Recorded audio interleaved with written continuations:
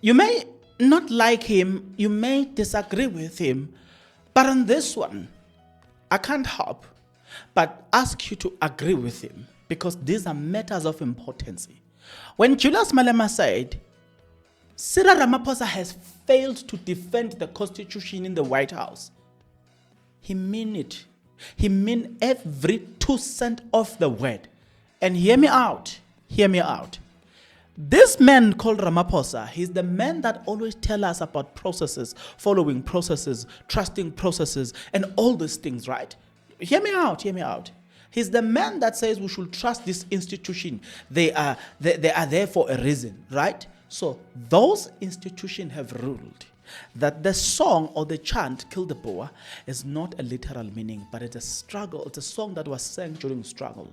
If that's the case, the question is, since the highest constitution in the land have pronounced itself on that matter and say this song should be sung, and the number one duty of the sitting president is to defend the constitution, and now the constitutional court have declared that to say this is a song that can be used in any way or shape or form because this is not a song that incites violence. Therefore, since the pronunciation from the constitutional court before President Matamela, Cyril Matamela, Ramaphosa, goes to White House and be questioned about the same thing that is as clear.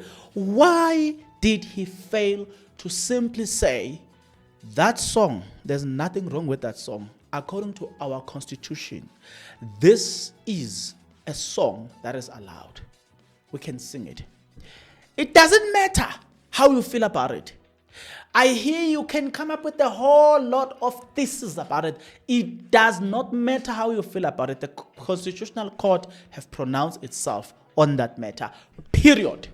You like Malema, you hate Malema, you like the chant, you don't like the chant. It does not matter.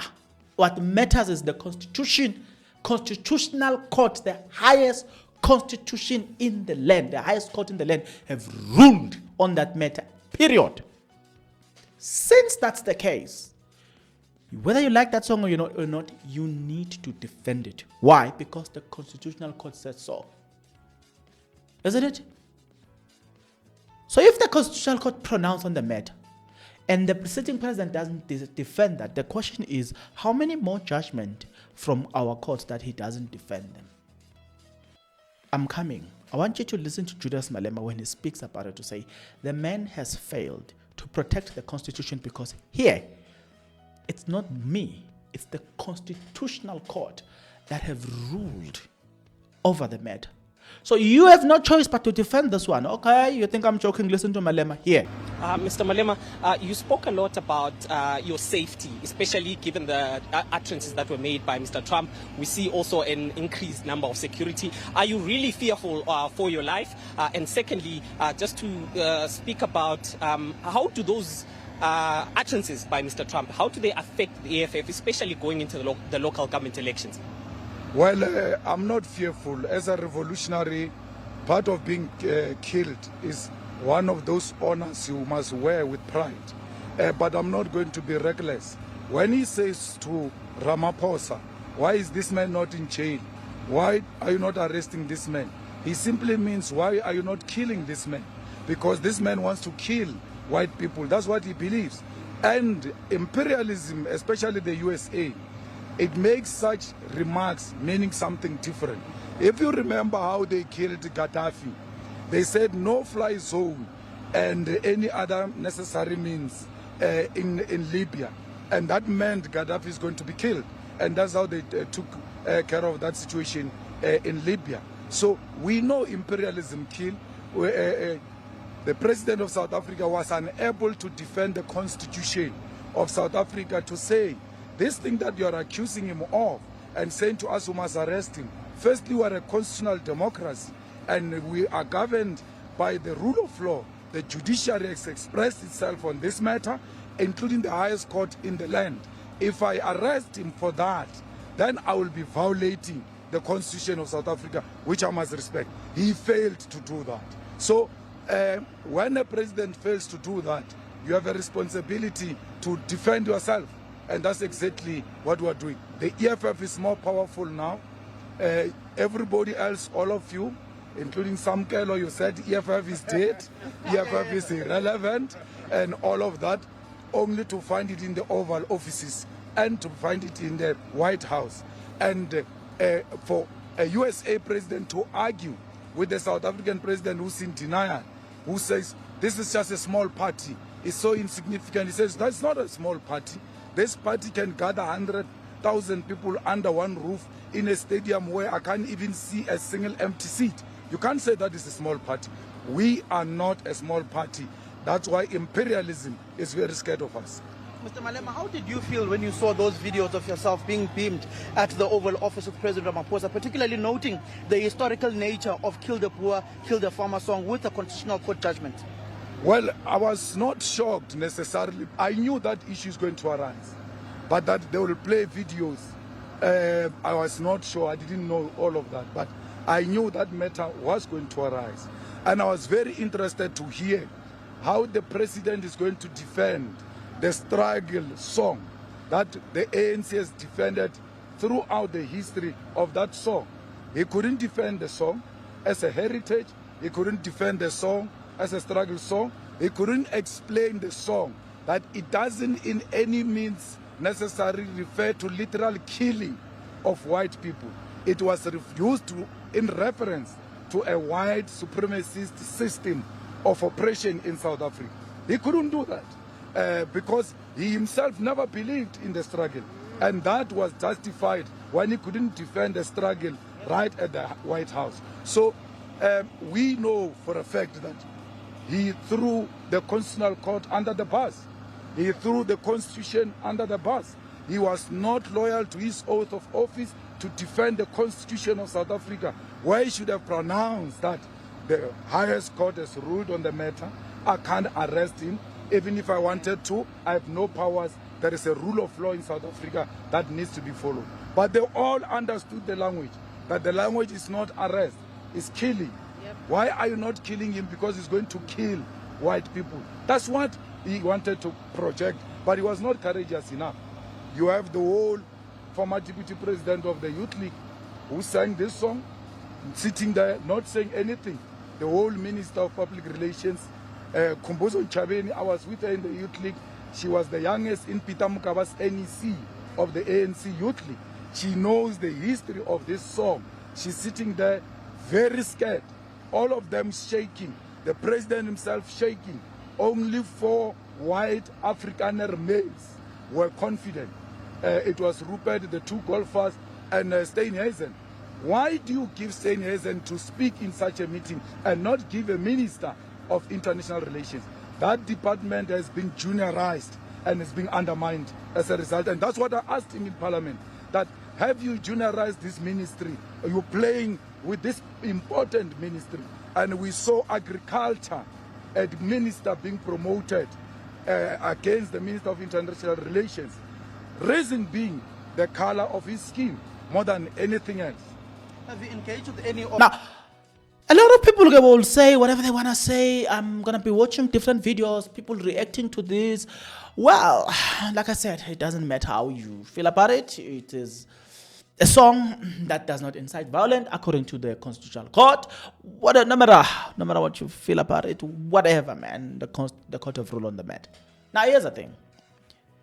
Tell me in the comment section below, what do you think about the fact that the president has once again failed to defend the Constitution that he took an oath and say, I'm going to defend this Constitution?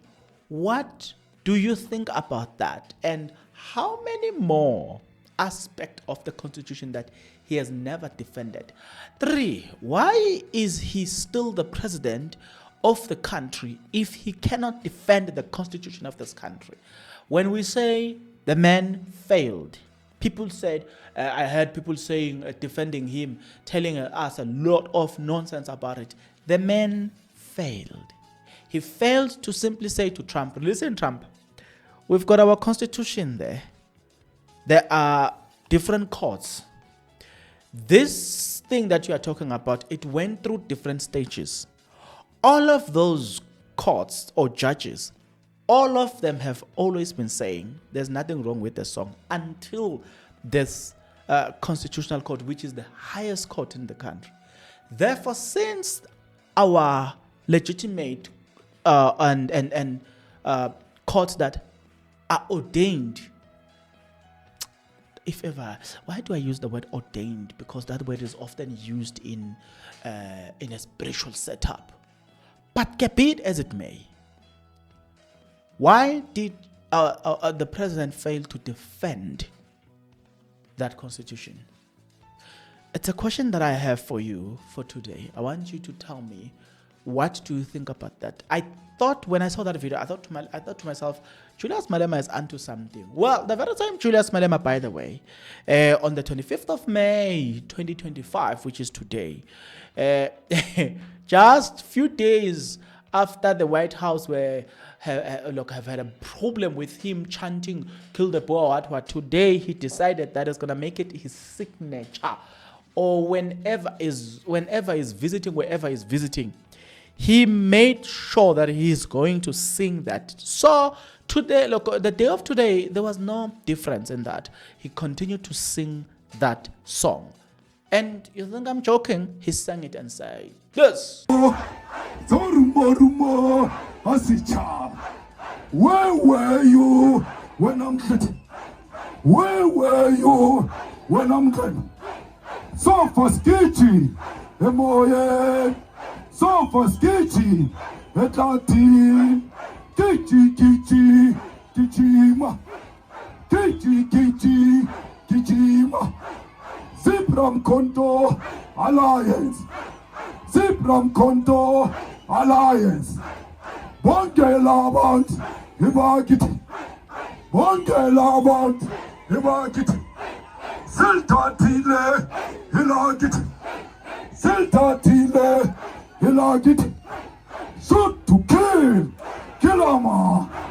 Shoot to kill, Yamasa. Kill the poor, the farmer. Kill the poor, the farmer.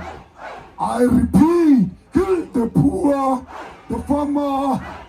Kill the poor, the farmer. Mother. Okay, so yeah,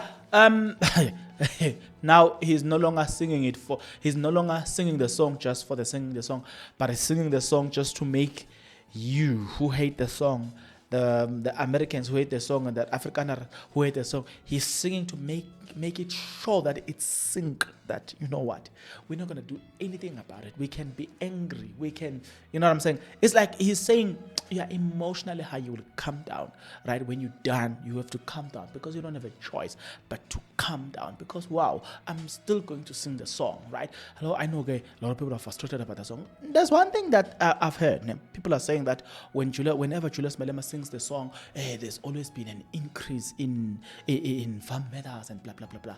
And I'm like, I wonder if there is any correlation between the two, any scientifically proven evidence that whenever he sings that song, there's always going to be a spike on that. Right? I'm just wondering if there is any correlation between the two, because it's one thing to be told that, it's another thing it's another thing to prove that with facts. That remember, on this day, prior to this day, this is the number of people or farm attacks. But when he sang that song, it went up by 5, by 10. But I cannot listen to a conversation coming from AfriForum because clearly they are very good with propaganda. They took something that had nothing to do with the graves of Afrikaners and made it look like. You see this video where there are a lot of crosses around the road. That was a demonstration. That is when people were protesting. That march, by the way, included black people. ENCA have came out to clarify. A journalist that was involved in that matter said that he gave you the date, the incident, and how it happened and when it happened, and he was there, and he gives you the background and he cracks it very nice and show you that this is a lie. So AfriForum takes such information and make it look like right. So I cannot trust anything that is said by them, not unless they prove that, right? They've said a lot of things that turn out to be a pure lie, pure deception. So it's one thing to hear what AfriForum have got to say, but it's another thing to validate whatever facts that they are bringing before you. It's another thing. So I can never trust anything that is coming from their mouth. Forget, I'm not going to do that to myself.